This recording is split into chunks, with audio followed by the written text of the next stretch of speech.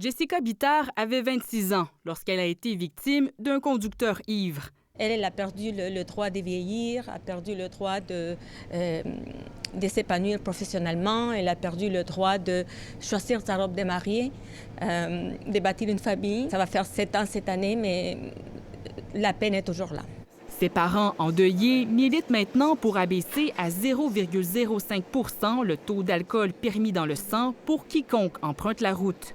On était très en colère, on ne comprenait pas, puis on a trouvé ça vraiment injuste. On venait de perdre Jessica, puis on se disait, c'est sûr qu'on se dit toujours la question, si ça avait fonctionné, qu'est-ce qui serait passé? Combien de vies on aurait sauvé? La ministre des Transports qu'ils avaient rencontrée lors d'un cocktail de financement écarte cette idée. Ça ne fait pas partie de mon plan d'action en sécurité routière. Considérant que plusieurs autres mesures sont déjà en place, comme la tolérance zéro alcool qui s'applique aux nouveaux conducteurs, ou l'imposition d'un antidémarreur éthylométrique pour la vie à la deuxième infraction pour conduite avec faculté affaiblie. Le 0.05 contribuerait à améliorer le bilan routier incontestablement, mais comme toutes les mesures préventives, c'est au gouvernement à agir, mais je suis déçu de sa position.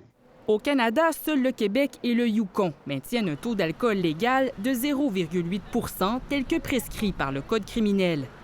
Chez les restaurateurs, on appuie le maintien du taux actuel.